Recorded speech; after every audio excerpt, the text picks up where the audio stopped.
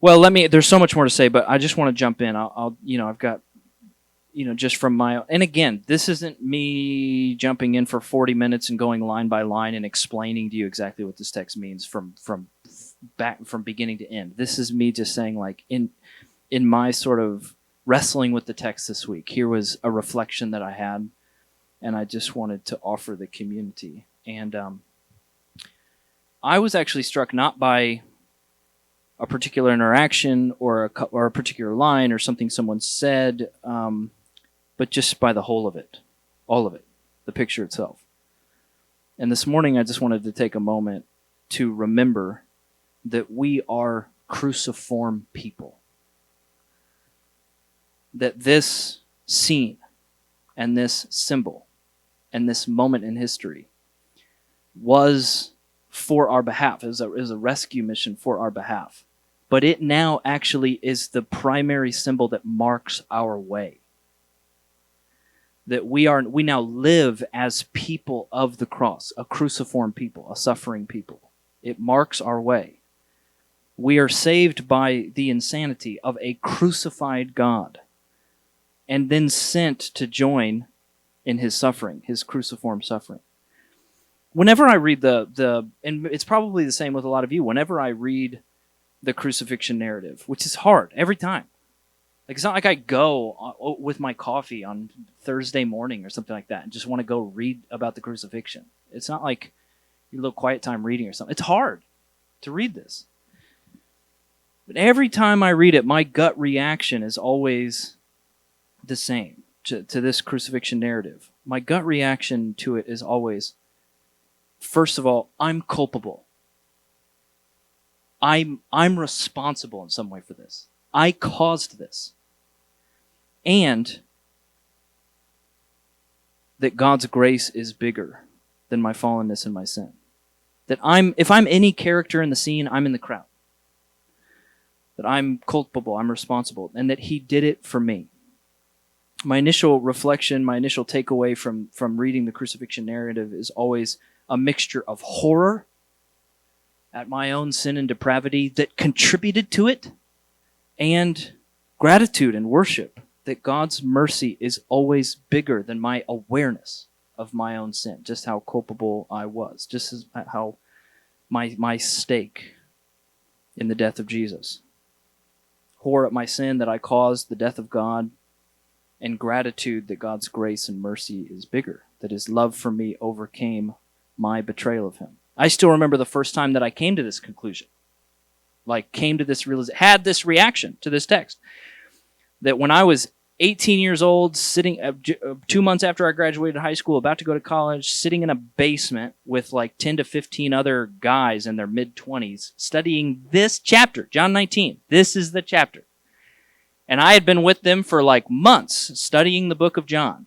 And we get to this chapter, and I barely remember that Bible study. It was probably like just like a mediocre Bible study in John 19. But we got to the end, and what the guy that was leading this Bible study with all these college guys, what he did was he said, "Look, I just think we should go around the room, and everybody should just confess, like a thing that you're struggling with, a thing that you're like a place where you're not actually in submission to Jesus."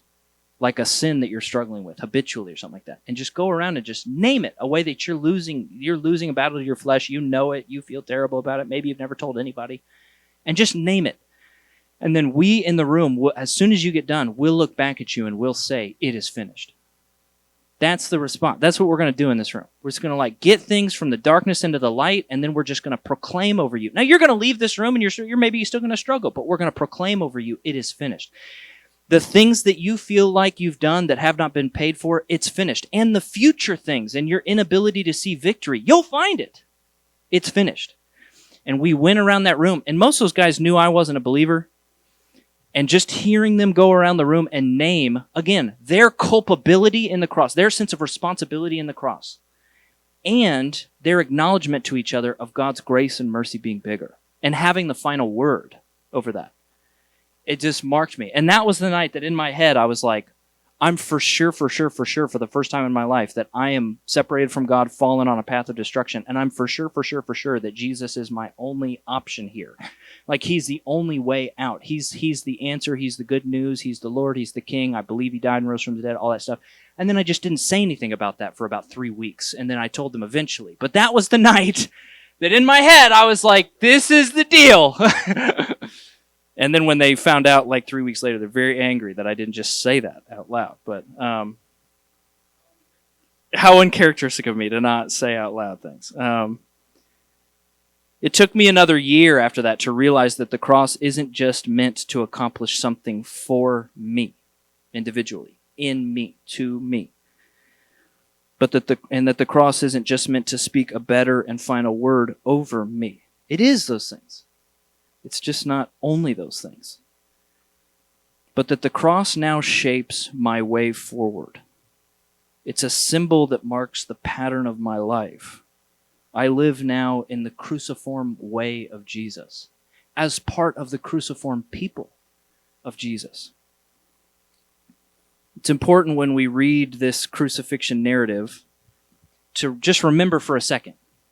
I try to it's like a discipline now. Whenever I read it, to remember for a second that Jesus consistently through his entire ministry said things like this in Luke 9. If anyone desires to come after me, let him deny himself and take up his cross daily and follow me. For whoever desires to save his life will lose it. Whoever loses his life for the sake of me and for me and my sake will save it. Later in Luke, he says, if anyone comes to me and does not hate his own life, he cannot be my disciple. And whoever does not bear his cross and come after me cannot be my disciple. Now, when the disciples are hearing that all the time, all the way along the journey, they know what that means. They know that imagery. They know what he's talking about. But it's sort of hypothetical. It's like a battle cry. It's like, yeah, we will bear our cross. We will do that. It's like a symbol. It's like a rallying cry. We will do that. It's weird that you're saying it, but sure, like we're sort of in. We're half in. It's important when we read the crucifixion to remember that he's been saying that. And now, suddenly, it's not metaphorical. It's no longer hypothetical. It's no longer a maybe. It's no longer a rallying cry. That junk is real.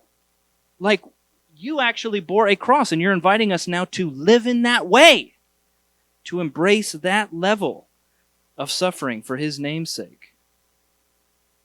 All of those disciples who heard him teach his whole life to bear a cross, or you cannot be my disciple. Bear a cross. Now they witnessed him bear one. And in the future, when we start to look at like Acts in the New Testament church, the epistles, you start to see that they recall those words and they do become a cruciform people. They all suffered for his name. Every apostle suffered. Every church in that early church suffered for his name's sake. I mean, here are just some of the things he wrote. This is just some of those early disciples in that early church community. Here's just some of the things they wrote. For it has been granted to you on behalf of Christ not only to believe in him, but also to suffer for him. Granted? What? Granted to me to suffer. I could have used a gift card. There's other things to grant. Granted to you to suffer on Christ's behalf. I want to, later in Philippians, I want to know Christ, yes, to know the power of his resurrection and participation in his suffering. I want that, to participate in his sufferings.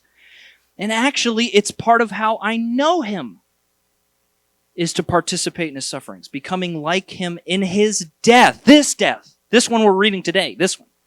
Becoming like him in his death. And so somehow attaining to the resurrection from the dead. 2 Corinthians, God comforts us in all our troubles so that we can comfort those in any trouble with the comfort we ourselves receive from God. That's Paul. Comfort. He just goes too much. For just as we share abundantly in the sufferings of Christ, so also our comfort abounds through Christ. Share abundantly in the sufferings of Christ. If we are distressed, it is for your comfort and salvation. If we're comforted, it's for your comfort, which produces in you patient endurance of the same suffering that we suffer. Let's do it together. Fellowship of suffering, a community marked by suffering. 1 Peter, dear friends, rejoice inasmuch as you participate in the sufferings of Christ. Rejoice! So that you may be overjoyed when his glory is revealed. If you are insulted because of the name of Christ, you're blessed. Blessed. You feel blessed when that happens? Not usually. It's not a great day. Rarely. Very rarely. If you're insulted because of the name of Christ, you're blessed. For the Spirit of glory and of God rests on you. Is that how you feel when that happens to you? No.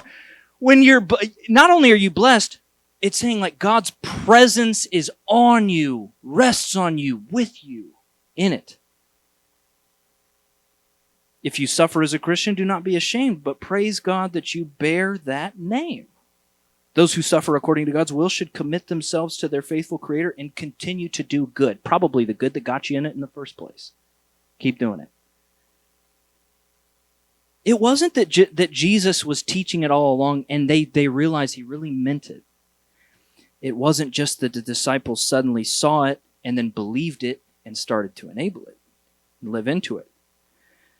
But also that followers of Jesus throughout history now have actually embraced this reality as cruciform people, embraced suffering. So heard him say it, believed him say it, saw him do it, heard them respond by doing likewise, and now it is baked in to the legacy of church history. Maybe the best way to find that is in the book Insanity of God by the author Nick Ripken, who details his findings after spending 25 years as a missionary in persecuted contexts and interviewing over 700 missionaries along the way, telling stories of suffering and of losing spouses and kids and entire congregations sometimes being murdered, all in the name and for the sake of love, in the name of Jesus and for the sake of the kingdom, demonstration of the kingdom of Jesus. One story that just stuck out to me just because I'm a father of young kids, and so it's on my mind all the time. But he interviewed a son of a pastor named Stoyan. And Stoyan shared the story about how his father, the pastor, who was no longer alive, gathered his wife and the kids, Stoyan being one of the kids, and gathered them together to share some parting words because he thought that the authorities were coming to arrest him, and he was right. And so he gathered them for potential parting words, because I'm not sure if this is happening or not, and his parting words to them was essentially, if I am in prison and I hear that my wife and my children have been hung to death rather than deny Jesus, I will be the proudest man in the prison. Wait, what?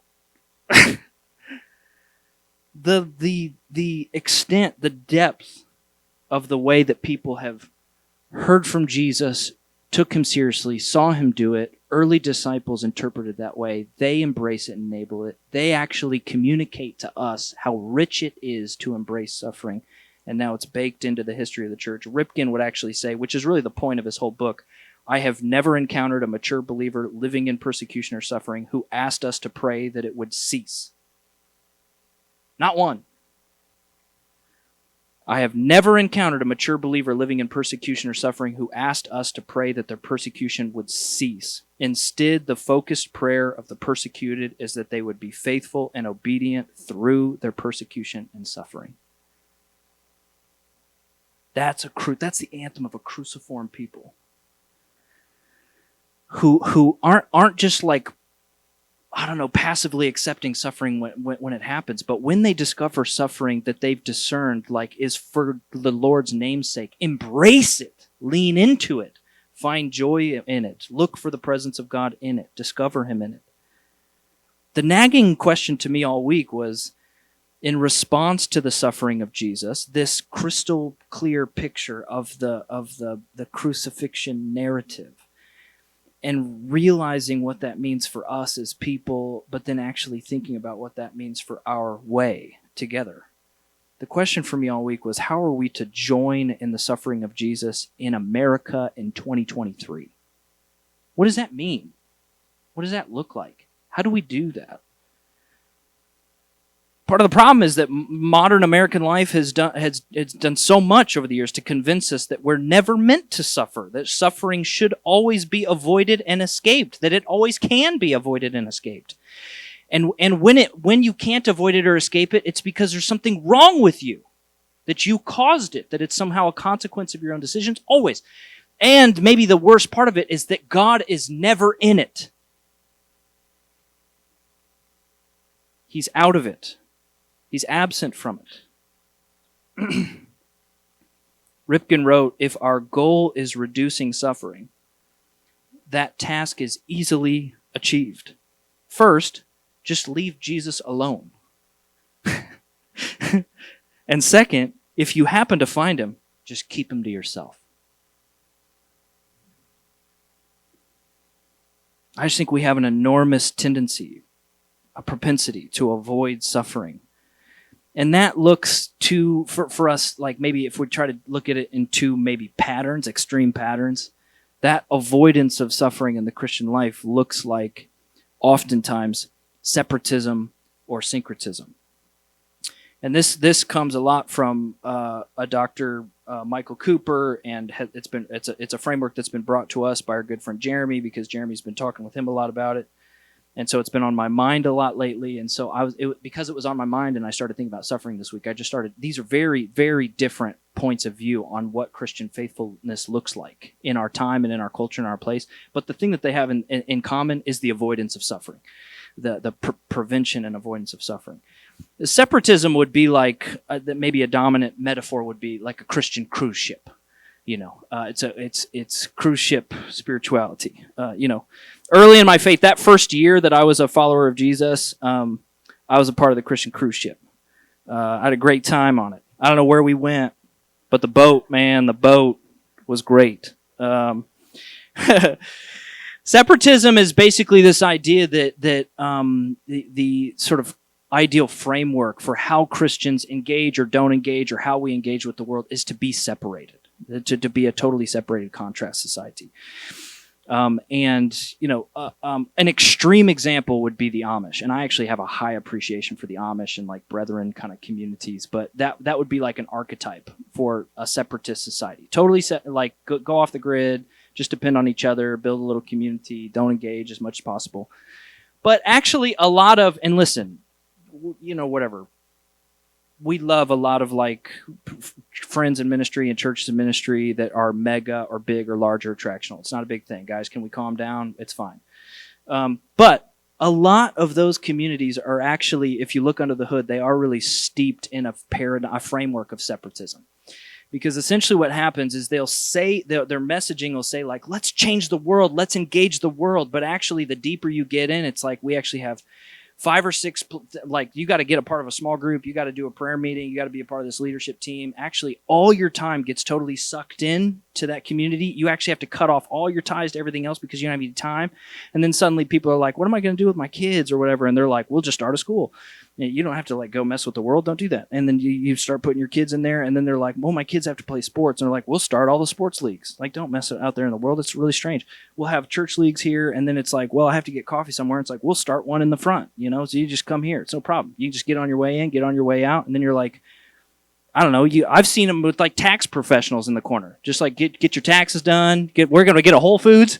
We're gonna get a Whole Foods. It's like everything's there. You don't have to engage with the world at all. Like, you don't have to engage with that scary, terrifying, suffering, persecuting world at all. And most of the time, it's actually not like, I think conscious or intentional. It's sort of like subversive. You sort of stumble your way into it. And then suddenly the people that you're telling to go change the world actually have no meaningful connection to it at all. Because the highest ideals of what it's meant to be a part of this community is to cut off all engagement with the world and to give everything here. That's a separatist mindset. And it is oftentimes motivated subversively by an avoidance of suffering. That it's complicated to be out here. Guys, it's complicated to be in schools.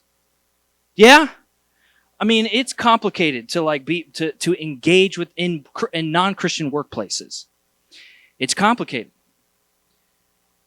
And sometimes the easiest answer to that complication was like, we'll just build our own. We don't have to do that anymore. That would be a separatist mindset. Now, the problem is, if you ride the Christian cruise ship long enough, and again, I don't even know where we were going, because when we got there, I didn't get off the boat. The boat was great. Just stay on the boat. It's dirty out. Jamaica's dirty. Just stay on the boat. The boat's great. If you ride that Christian cruise ship long enough, you run into a serious problem. Serious problem. It's called reading the Bible. And when you read the Bible, it does not work at all in that sort of separatist mentality. It doesn't work at all. It completely breaks it. And followers of Jesus who actually start to really study and engage Scripture, followers of Jesus start to realize that we're not meant to evacuate the world into a silo and let it burn to the ground. We're not meant to totally step aside and be out of the world entirely. But we're actually meant to engage the world. We're sent ones. We're fishers of men. We're in submission to the one who left the 99 in search of the one. We're ambassadors. We're citizens of heaven. We're messengers. We give off the aroma of Christ. We're meant to engage the world. And this network of microchurches, missional people and leaders, is a group of people who are a part of this wave of Western Christianity that can sometimes be described as the missional conversation or something like that, which is people who are basically waking up to the mission of God, that God is actually obsessed with redemptive mission in the world, and his plan A is the church. He's got no other plan. We're the plan. Churches don't have missions. The mission of God has a church. We're in surrender to it. We're owned by it. We're operated by it. But here's the risk. If followers of Jesus are sort of like maybe caught up with a separatist mindset, they wake up to the mission of God and they now want to be effective missionaries engaged in the world. And they decide to swing over and actually not be separate from the world, but in the world. To join in with the world, to engage the world as missionaries. If we do that and we do not have a developed view of cruciformity and suffering, we risk the pendulum swing to syncretism. Syncretism is basically to sync up. To basically take our worldview, our understanding of value and virtue and truth and the future and history, and to actually, that comes in conflict with the views, the patterns of this world, the views of this world, the shape of this world, all that kind of stuff. And we decide, instead of letting that tension exist and trying to be missionaries in that tension, we sync up our worldview with the patterns of this world. We say, hey, Caesar's not bad. Caesar's not bad. Caesar's not bad. And we sync up with the world. We start to become more like the world. We become friends with the world. We surrender to the world. We start to communicate the world's truths as truth. We start to communicate our own truths, which got us in trouble, as lies. They're no longer true. And we sync up. See, separatism and syncretism are two vastly different views of Christian faithfulness, but what they have in common is an inability to suffer. To be in and not of the world, which will always open you to be vulnerable to suffer. To the cruciform way. That's where the cruciform way happens, when you're in but not of the world. Over the long haul. Not a flash in the pan. That's where the cruciform way happens. I had a meeting with a microchurch leader this week, and she just, I'm not going to name her name, but she said she's in the worst 6 months of her ministry life. And she's a very mature leader who has had a long ministry life of faithfulness. She said she's in the worst 6 months of her ministry life. And her words were, I've seen people die. I've been poor. Like we've made huge sacrifices. But the season that they're in is a season that's so saturated in betrayal and slander and false accusation and sabotage in a way that they really can't do anything about it. She can't really do anything about it. You just have to take it. And she said, this is worse than everything I've experienced. Now that sounds a little counterintuitive. Like, she's totally safe. Got a great, they're not poor anymore or anything like that. But she's almost saying, I'd prefer that. This is worse. This is way worse. And she was really sad. And I just shared with her briefly that this community is here for you. There's a lot of us in this community that have tasted that. You're not alone. We're with you. Like, we know that in a way that other people that you talk to maybe wouldn't know that. We get it. And I actually think, like, you shouldn't maybe try to run away from that, but there's God actually is with you in it. He's not gone. He didn't leave you. He didn't betray you or something like that. He's with you in it. I don't know how. I don't know what he wants to do or say to you in the midst of it, but he's there. I don't want you to, like, not trust that or not believe that. So that was 10% of what I said. And then 90% of what I said after that was, I'm going to fix this for you. Let's troubleshoot how to stop this from happening anymore. And here's who I'm going to, like, you just take a break. Here's who I'm going to talk, we're going to call meetings. Here's 3 or 4 meetings we can have. We can have these people involved. We can sort of like mount a defense. We can sort of like make sure people aren't doing the things that are really straining you. We can make sure people don't do that anymore. Like, we'll shut this down. Just say yes. Activate me. Like, we'll get this. This will stop. That was 90%. So 10%, really encouraging. And then 90%, like, let's talk a lot about how this isn't right. And it's not fair. I like had my justice thing going on. This isn't right. Let's stop this. And at the end of it, she was like, I don't need you to do any of that. I was like, but I had some good ideas. Did you hear them? Should we go back through? Were you listening? Maybe you didn't hear me. There were some good ones in there. She was like, I don't need you to do any of that. I just needed to say it to someone who just had felt it. And I just needed someone to say back to me that God hasn't left you. That's it. I'm good. And she left, and I laid on the floor on the tiles over there because I was so broken. I was sad, and I didn't know what to do. I'm not a feeler. I don't know. I was like, what are these feelings? So I laid on the tile, and I was like, the tiles are cold. They're helping me. It was Anna's first day in the office. I think she was like, is this normal? Like, do we do this? Do we do this? Is this a thing we do? It is, actually. It is a thing we do. I just felt like what it did is it exposed in me how ingrained it is still in me not to embrace the suffering. That it is fundamentally always not right, not good, and should be prevented, alleviated, left, abandoned. And I was like, this isn't right. Let's get rid of this. This isn't cool. We can stop this. It's almost like this default expectation for a faithful Christian life is for some reason not cruciform. Where did we get that imagination? The crucifixion narrative, this moment of us just this time, this morning, walking through this brutal story, this crux of our faith, is just an opportunity for us to denounce, as missionary leaders, to denounce separatism and syncretism and their promise for a worry-free and cost-free life. The crucifixion affords us an opportunity to remember again that we are a cruciform people, saved by a crucified God and sent to join in with his suffering. I'm going to invite the worship team up, and I just want to close with one last story and a consideration before we go to communion. Last week, some of you know I just do this little soccer pickup league with a couple of followers of Jesus and then a bunch of guys that aren't following Jesus, and we're just trying to build relationships and connections and just see what God does. It was about a week ago. Typically after we have an early Friday morning game, and after that game, every once in a while there's a handful of guys that will go eat bagels and like have spiritual conversation with whoever wants to go. Whoever doesn't have to go to work, you know. And I usually can't go to those because I do have to go to work.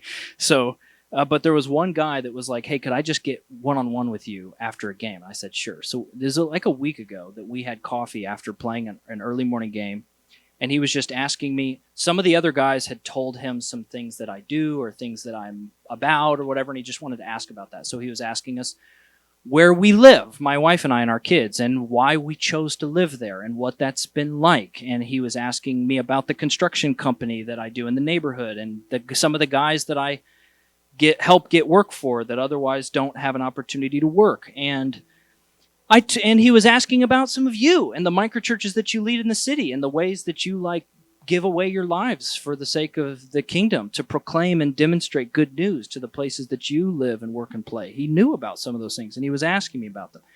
So all I did was just sit and have coffee and just answer all these questions. Here's who I am. Here's how we do these things. And he's curious. And so I'm also telling him why we live this way and why I live this way, and our sort of like things that we've heard from the Lord and responded, and who he is, and why this would make sense for people in surrender and in submission to Jesus.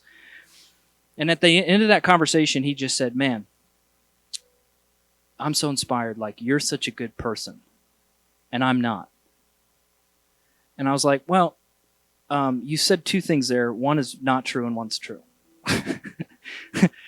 It's sort of like, why do you call me good? You know, it's a rich young girl. Like, I can assure you I'm not a very good person. You've asked me this much about me. And there's a whole lot more about me you don't know. I can assure you I'm not a good person. And anything that might appear to be good is actually like from the Lord. It's like the Lord's righteousness lives in you and through you, and other people can sort of discern that and see that. But it's important for you to know the source of those things. Like, I'm not actually, in and of myself, a good person. But I did hear you say you're a bad person. That's true. Let's talk about that. You know, you said it. I didn't say it.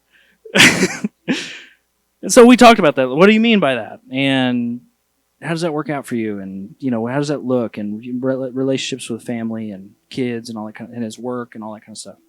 And yesterday, so this was a week ago we had that coffee. Yesterday, he called me in the middle of the afternoon, and I could tell that I was on coming through his truck audio. It wasn't on his face. I could tell by the audio that like he had me on Bluetooth. And I was like, hey, man, what's going on? And he was like, I'm in a crisis. I need your help. I said, all right, man, let's go. He said, I'm driving to Ocala because I'm picking up a 64-year-old homeless woman, and we're taking her in. And I said, tell me more. You know, like, what is this? And it's some friend of theirs from way back. They haven't talked to her in like a long, long time. She maybe tutored their kids or something like that. So that's how they knew her. And she's getting kicked out of where she was living, and she has no job and no retirement or any benefits or anything. She's in a crisis situation, catastrophic situation. So he's basically just hung up the phone and just went to get her. He's like homeless. And he's driving to get her, and he says, I'm going to go get her, and I'm going to bring her back to Tampa Bay. Can your people help her? And now listen. I talked to him yesterday. I've already talked to him again this morning. I'm going to talk to him tomorrow. They have her. I'm going to stay connected to the situation. I'm not going to abdicate. But my response was, I'm not calling my friends. And I think if I wouldn't have had the conversation earlier in the week and laid on the tile floors, I wouldn't have reacted that way. I would have just jumped in, and I'd have just helped, and I would have called a bunch of you, and we would have found a room, we would have found a house, we would have taken this person in. And we still might. She might be here next week. You don't know. We still might. But on the phone, because that was so fresh for me, and this passage was so fresh for me, and he's like leaning in. He's like trying to find his way here. I just thought, like, man, you can't, she called you. She didn't call me. She didn't call our community. And you felt the immediate gumption to go and intervene and deal with it, all that kind of stuff. So I'm telling you, that might be from the Lord. You don't know any of this stuff, whatever. I'm telling you that might be from the Lord. And actually, you're not allowed to go take her, but then to not experience the suffering, the cost on the back end. In your head, you're thinking like, I don't know how what room we have, or how my family's going to react, or what she's going to do, or whatever. And it's like, I'm telling you, you cannot pass that off on other suffering people. Come and suffer. Come and suffer. We'll do it with you. I'm not going to like not answer your phone call, but come and suffer. And my suspicion is that he was almost already doing it on the phone. He's going to run into the end of his own love, his own ability to love without the Lord, his own wisdom and his own strength and the wellspring of his commitment.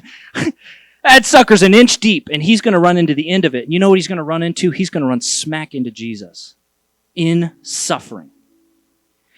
And if I say, we'll save the day, I actually prevent him from meeting Jesus in suffering. So So I said, man, I'm not going to call my friends. I'm not going to call my friends. But I'm so glad you're doing this, and I want to talk to you tonight, and I want to talk to you in the morning. And we've got people.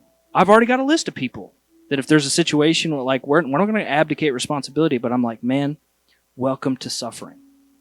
Come on in. And I want to see that guy in this room in a month. In the suffering community. Barely knowing anything about Jesus, but learning and trying and wanting to know and wanting to follow. I want him in this room. He's not going to be in this room if I prevent him from suffering. Taking it away from him. We take it away from him.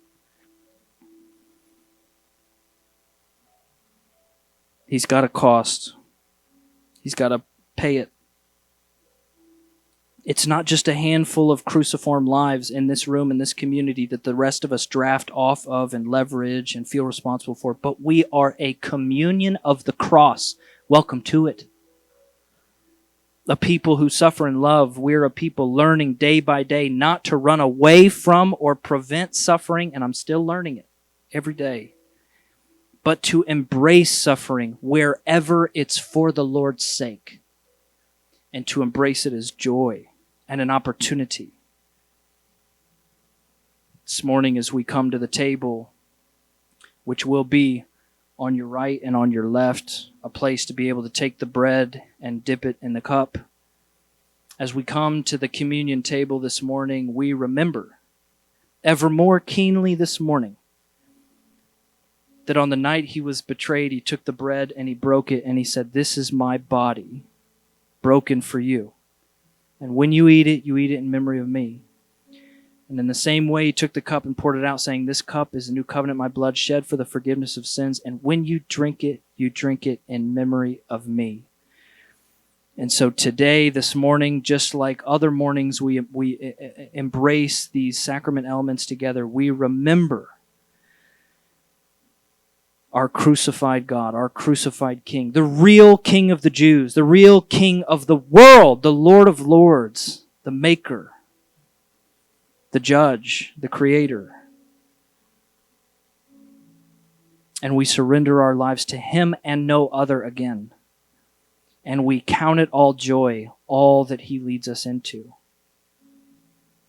We say yes to it, all that he has for us. And so this morning, the elements given for you whenever you're ready.